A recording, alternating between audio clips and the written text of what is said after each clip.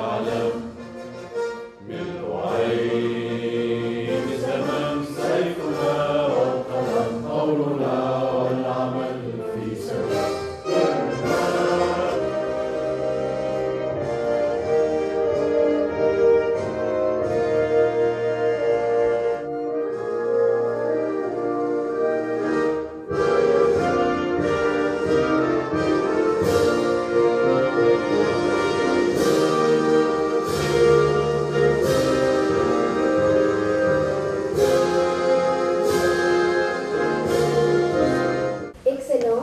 Messieurs les députés, les ambassadeurs et leurs représentants, Monsieur Olivier Bullion, représentant de son Excellence Madame Michèle Cameron, ambassadeur du Canada au Liban, Révérend Père Recteur Professeur Georges Beya, recteur de l'USEC, Révérend Père Jean Haïé, vice-recteur de l'USEC, Révérend Père, Mesdames et Messieurs, membres du Conseil de l'Université, Mesdames et Messieurs.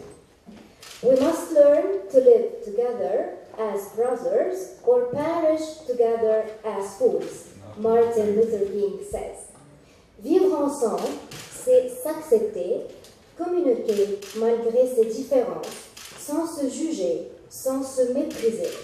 Vivre ensemble ne va pas de soi, et il faut répéter que cela s'apprend.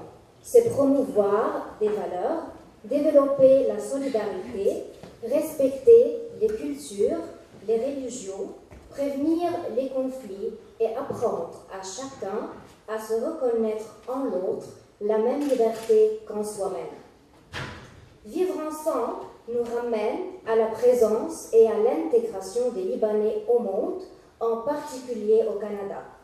Sachant que l'émigration est leur sort depuis des millénaires, penseurs ou commerçants, les Libanais portent dans leur bagage d'immigrants au fond de leur être des milliers d'années d'histoire. Ils ont édifié l'histoire d'une communauté colorée et vivante qui a pour spécificité de porter en elle sa terre, ses racines, sa culture, et sans s'y enfermer bien, le contraire, d'en faire le ferment d'une réalité nouvelle. Cette communauté est devenue l'un des symboles de l'enrichissement apporté à la société canadienne, lesquels démontrent que c'est une communauté plutôt diversifiée et épanouie. C'est un grand plaisir pour moi d'introduire cette partie de la soirée qui sera consacrée au thème de cet événement intitulé « Le vivre ensemble au Liban et au Canada, quel avenir pour la démocratie citoyenne ?» Le mot d'ouverture est prononcé par le révérend Père Dr Jean Haïé, premier vice-recteur à l'USEC et directeur du Centre de recherche sur les minorités au Moyen-Orient. Je vous accorde la parole, mon Père.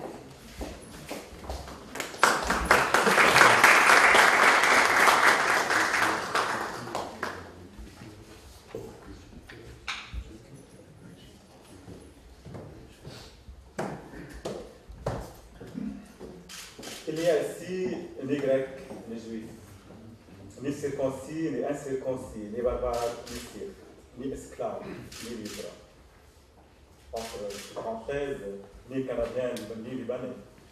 Mais Christ est tout et en tous. Chers amis, le renouvellement de l'humanité devenu réalité par l'incarnation du Fils de Dieu et par son œuvre salvifique a définitivement scellé l'alliance d'une fraternité à dimension universelle. Être frère, fille et fils d'un même Père céleste, un Père miséricordieux, change toute la donne anthropologique pour signifier définitivement ouverture, solidarité, communion et partage. D'autant plus que tout le monde remplace déjà les feuilles de la misère, de la désobéissance, de la discorde et du fratricide par la radiance vestimentaire du nouvel Adam. Pour l'Église catholique, et dans la perspective de l'anthropologie biblique, l'homme n'est pas un individu isolé, mais une personne, un être essentiellement relationnel. Il est donc essentiel de reconnaître la communion comme don de Dieu, comme fruit de l'initiative divine accomplie dans le mystère pascal. Cette communion étant définie pour la première fois par Hilaire de Poitiers au IVe siècle, unit complètement et ne gomme pas les individualités. Bien au contraire, la rencontre des différentes cultures, des différents peuples, est vécue comme source d'enrichissement mutuel. Tout un chacun trouve sa place dans la communion, ce qui permet à celle-ci d'être indivisible sans que chacun soit le clone de l'autre. Il serait cependant erroné d'en déduire, continue la Congrégation pour l'éducation catholique, je cite, que les différences ethniques et culturelles soient la cause de nombreux conflits qui agissent le monde. Ces derniers, en vérité, ont des racines politiques, économiques, ethniques, religieuses, territoriales, et certainement pas exclusivement ou principalement culturelles. L'élément culturel, historique et symbolique est par contre utilisé pour mobiliser les personnes excitant la violence qui s'enracinent dans les éléments de compétitivité économique, de conflits sociaux et d'absolutisme politique-religieux. Comment faire alors pour inclure personnes et peuples dans l'unique famille humaine fondée sur la solidarité et les valeurs fondamentales de l'égalité, de la justice et de la paix? Faut-il faire le deuil de l'imaginaire de nos origines pour construire une image claire d'un autre différent? Quel dialogue, quelle médiation sont-ils capables de tisser des liens de reconnaissance?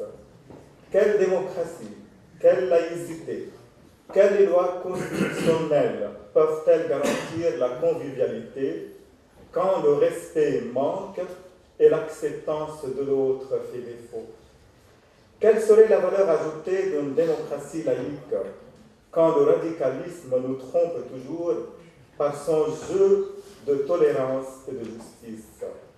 Quel serait en effet le sort des minorités, là où la citoyenneté n'est qu'un mot vide de sens, ou tout au moins un voile insidieux de l'appartenance ethnique, raciste et religieuse? Monsieur le ministre, monsieur le député, chers professeurs, merci d'avoir accepté notre invitation. Et nous sommes tout oreilles pour vous écouter enrichir notre débat sur ces questions de l'actualité brûlante. Monsieur Olivier Bouillon, chargé d'affaires à l'ambassade du Canada au Liban, l'USEC est heureuse et honorée de vous accueillir en tant que représentant de l'ambassadeur du Canada au Liban, Mme Cameron, partenaire de nos activités académiques, et nous vous en remercions infiniment. Cher père professeur Georges Arbaya, toute notre reconnaissance pour votre précieuse présence et indéfectible soutien moral et intellectuel. J'exprime mon entière reconnaissance à l'équipe organisatrice de cette table ronde, Madame Barakat, agent politique et des affaires politiques à l'ambassade du Canada au Liban, Dr Fadi Ahmar, modérateur et membre du Centre de recherche sur les minorités au Moyen-Orient, et Mademoiselle Khattar. J'adresse un dernier grand merci au bureau exécutif de communication de l'organisation des événements à l'USEC, aussi au bureau de presse et aux chers photographes et caméramans. Merci.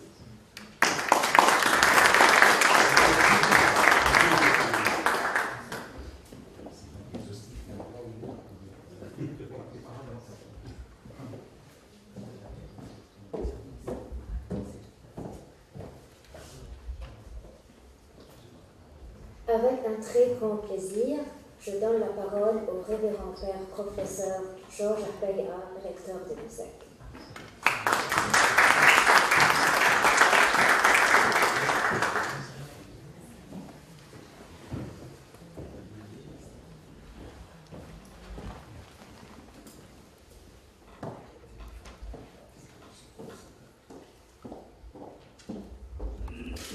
Excellence, Monseigneur Zegdan, nous sommes honorés par votre présence ce soir. Monsieur le député et cher ami,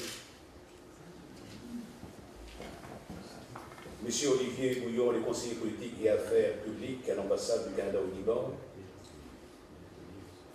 Son Excellence Monsieur Roger Dive, ancien ministre, Madame Maya Barakat, agent politique des affaires politiques à l'ambassade du Canada au Liban, Professeur Samiaon, bon, chers amis, professeurs et amis, merci beaucoup de votre présence ce soir. Je saisis cette opportunité justement pour saluer le révérend Père Jean Haï, premier vice-recteur, pour avoir initié et enclenché cette idée pour justement organiser ce panel ce soir, réunissant d'éminents penseurs, même le professeur Aoun qui est venu du Canada exprès, dans cette coopération magnifique enclenchée entre notre université et le Canada pour les affaires académiques, culturelles, sociales. C'est une amitié chronique et qui porte des fruits escomptés. Vous savez, mes chers amis, ce thème de vivre ensemble est d'une actualité brûlante. De nos jours, la miniaturisation, la condensation de notre planète met en interaction forcée tous les phénomènes humains, qu'ils soient religieux, culturels, civilisationnels. Les anciennes insularités s'effondrent devant le flux irréversible de la mondialisation. Et le plus grand problème sur lequel butera immanquablement l'humanité de nos jours ne sera pas prioritairement l'existence, mais décidément la coexistence. Comment vivre avec, comme disait l'Allemand, Mitleben. Dans notre village globalisé, comment amener les différentes identités, parfois meurtrières, à s'accepter comme des sources d'enrichissement intellectuel et spirituel incontournables. Vous savez, pour les théories athéisantes, le statut de l'autre est approché négativement, comme chez Jean-Paul Sartre. L'autre, c'est l'enfer. Mais pour nous, qui développons une autre conception de l'être, une conception bénéfique, une conception positive de l'autre, l'autre est le cheminement vers le soi.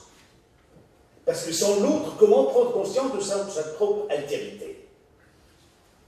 L'autre contribue effectivement, efficacement, à la cristallisation de soi. Donc l'autre n'est pas l'enfer, l'autre est le cheminement vers le soi. Vous savez, mes chers amis, la culture est une composante essentielle de l'être humain. Est-ce possible de trouver un être humain à l'état pur? J'aime la vie. Il n'existe nulle part. Je fais ce parallèle toujours entre l'être humain et la molécule d'eau. La molécule d'eau est formée de deux atomes d'hydrogène, un seul atome d'oxygène. Mais H2O pur, elle ne se trouve qu'au laboratoire, isolée des ingrédients. Mais si vous avez le courage de goûter, vous rendrez vos tripes. C'est imbuvable. Et ça pourrait irriter l'estomac de l'ocolo. Qu'est-ce qui rend la molécule d'eau potable? Ce sont les ingrédients. Et chaque eau qui prend source dans la nature apporte avec elle des ingrédients, parce que les H2O sont un puissant solvant de la nature. On ne trouve jamais à l'état pur H2O. C'est comme l'être humain, jamais à l'état pur. L'être humain arrive chez nous avec tout un bagage culturel, civilisationnel, religieux. C'est ça, finalement, la réalité. Et la diversité est la trame essentielle de l'existence. En dehors de la diversité, c'est le cortège funèbre de la vie, de l'existence.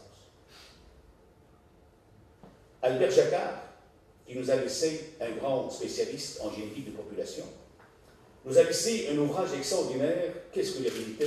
Introduction à la biologie. Il est décédé il y a quelques années. Il dit, concernant la génétique, les aspirations des parents, c'est justement de donner à leurs enfants. Parce que avoir des enfants, c'est vraiment concrétiser le désir d'éternité. Très bien. Bon, Elles voudraient communiquer tous les recettes génétiques à leur progéniture. Mais c'est la nature, avec ses normes, qui les empêche de le faire. Et la nature permet le passage d'une moitié des recettes génétiques des parents, et l'autre moitié vient justement de la nature. Si vous mettez les deux moitiés ensemble, vous aurez un être unique en son genre. Ce que vous voyez comme le nez qui ressemble à celui de son père, les yeux, bon, à ceux de sa mère, c'est un vernis externe qui cache une réalité entièrement différente. C'est une nouvelle créature, unique en son genre, que l'humanité n'a pas encore connue et qu'elle ne connaîtra plus jamais. Vous voyez donc l'unicité de chaque être. Donc c'est la diversité la plus totale qui administre l'existence. Et en dehors de la diversité, mes chers amis, c'est le cortège funèbre de la vie et de la créativité. Donc vivre ensemble de nos jours avec le problème des vagues migratoires et tout ça, il n'y a plus de frontières, le monde est miniaturisé, devient un problème majeur. Comment gérer la diversité? Comment amener les autres à s'accepter comme une source de culture et de vie indispensable? Donc ce soir, avec les éminents intervenants, nous allons certainement avoir des informations plus précises concernant la gestion de la diversité, acceptation de l'autre qui est semblable comme partie de soi-même, comme cheminement vers le soi, et comment vivre ensemble dans une société, parce que la société, pour l'homme, est l'espace vital. Comme chez Aristote, l'homme est un animal politique, polis, c'est-à-dire qu'il vit dans une société, dans une cité. Donc, l'homme, comme a dit Père Jean, est essentiellement relationnel. Donc, sans ces relations, il n'existe pas. C'est comme la toile d'araignée. Elle n'existe par ses liens. Si vous enlevez donc à la toile d'araignée ses liens, donc c'est net, bon, qu'est-ce qu'il en restera? Rien. Donc, vous voyez, mes chers amis, le mode relationnel est indispensable. Vivre ensemble est une échéance incontournable. Mais comment éduquer les hommes à s'accepter? Comment éduquer les hommes à vivre en paix et dans l'amour, dans la complémentarité harmonieuse et dans la diversité assumée? Voilà des thèmes essentiels pour notre panel ce soir. Merci beaucoup pour les intervenants et merci pour les interventions qui vont enrichir ouvertement et largement notre approche. Et je vous souhaite à vous tous une recherche inlassable d'une vérité fuyante. Merci à vous tous.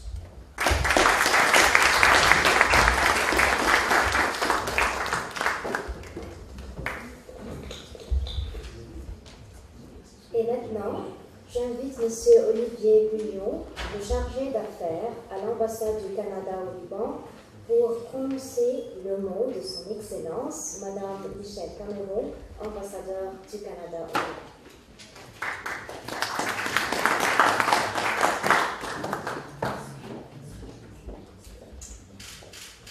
Monsieur le recteur de l'UCEC, révérend Père Georges Amélie, Monsieur le premier vice-recteur de l'UCEC, révérend Père Amélie, Excellences, chers collègues étudiants, mesdames et messieurs, il me fait grand plaisir d'être avec vous aujourd'hui pour la tenue de cette conférence d'envergure sur la diversité et l'inclusion. Permettez-moi tout d'abord de remercier le Centre de recherche sur les minorités du Moyen-Orient et l'Université Saint-Esprit de Cassis pour leur accueil chaleureux et leur contribution précieuse à l'organisation de cette activité. L'ambassadeur du Canada au Liban, Mme Michèle Cameron, qui a dû quitter le pays ce matin pour une mission de dernière minute, regrette beaucoup de ne pouvoir être avec nous aujourd'hui et m'a demandé de vous transmettre ses regrets tout en nous souhaitant une excellente rencontre. J'aimerais aussi souhaiter la bienvenue parmi nous au Dr Sami Aoun, professeur titulaire à l'école de politique appliquée de l'Université de Sherbrooke au Canada. Et finalement, remercier nos conférenciers, M. le député Hassan Freibert et son Excellence, M. Roger Guy, pour leur disponibilité, ainsi que notre modérateur, Dr Fadi Alarmar. C'est dans le cadre des activités du mois de la francophonie 2017, parrainé par le ministère libanais de la Culture, que s'inscrit notre conférence de ce soir. La francophonie, pour le Canada, n'est pas seulement une langue ou une culture, c'est surtout des valeurs partagées, des valeurs de paix, de démocratie, de respect des droits de la personne, de développement durable et de solidarité. Ce sont ces valeurs qui unissent les membres de la francophonie internationale.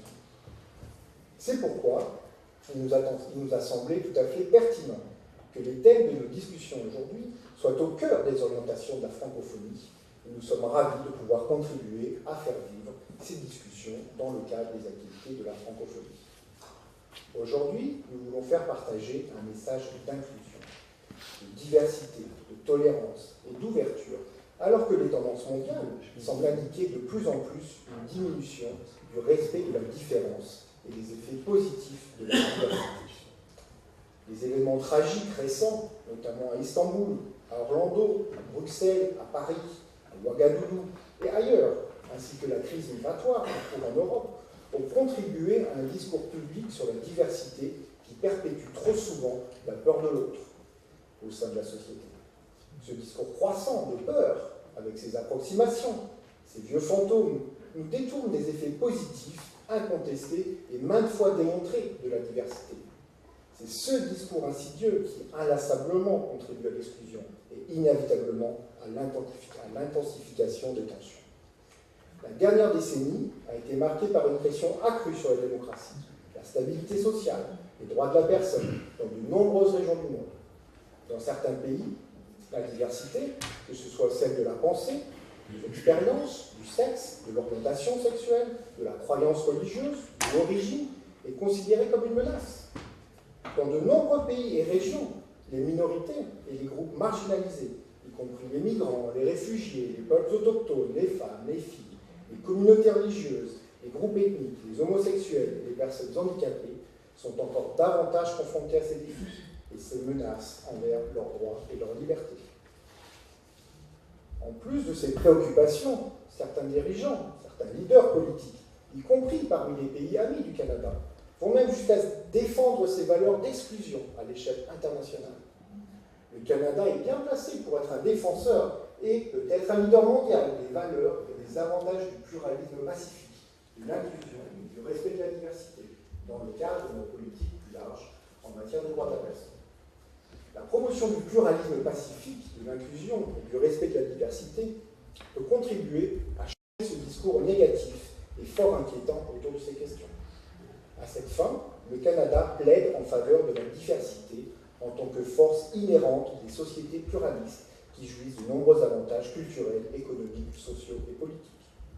Le pluralisme pacifique, l'inclusion et le respect de la diversité sont tous des éléments essentiels d'une société démocratique, tolérante et transparente qui permet aux personnes de mener une vie digne et de participer à la prise de décision qui les affecte tout en favorisant la cohésion sociale et la prospérité économique équitable. Les Canadiens apprécient tout particulièrement le cadre pluraliste de leur pays, parce qu'il leur permet d'exprimer leurs nombreuses façons uniques d'être Canadiens. Notre vision n'est pas celle de l'uniformité, mais celle de l'unité dans la diversité. Au Canada, nous avons appris que la diversité des idées et des peuples est une source de force, qui apporte des avantages sociaux, économiques, culturels, et qui contribue à bâtir des communautés plus saines et à améliorer la vie. Lorsque nous construisons des communautés diversifiées et inclusives, que nous travaillons dans ces communautés diversifiées et inclusives, et que nous vivons dans des villes diversifiées et inclusives, nous sommes certes confrontés à de nouveaux défis, mais ces défis nous rendent plus forts, plus créatifs, plus novateurs, plus résistants, plus prospères. Le Liban, comme le Canada, a une longue tradition de vivre ensemble. La réflexion, ce soir, à la fois politique et juridique, portera sur les expériences canadiennes et libanaises, avec leurs succès et leurs défis. Et c'est ensemble que nous pourrons faire perdurer nos traditions d'ouverture et d'inclusion pour un monde meilleur. Je vous souhaite à tous et à toutes une excellente conférence. Merci.